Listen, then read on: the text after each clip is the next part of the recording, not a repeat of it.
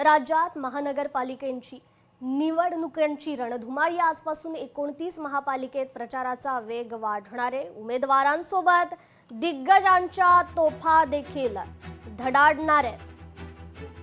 प्रचारासाठी अनेक सभा घेण्यात येतील, भाषणे होतील।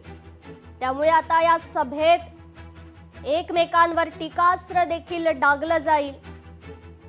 आता कोणते नेते कोणत्या नेत्यांवर काय आरोप करतात हे पाहणं महत्त्वाचं ठरणार आहे।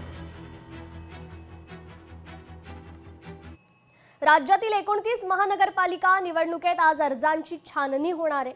2 जानेवारीपर्यंत अर्ज मागे घेण्याची मुदत, त्यामुळे कुणाचे अर्ज बाद ठरतायत याकडे मात्र लक्ष आहे।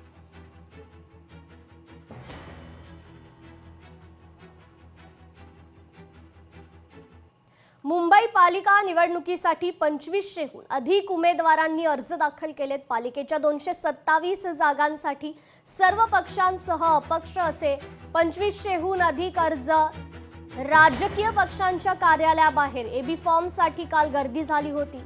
तर अर्ज दाखल करण्यासाठी केंद्रांवर कार्यकर्ते आणि उमेदवारांनी देखील गर्दी केल्याचं पाहायला मिळालं।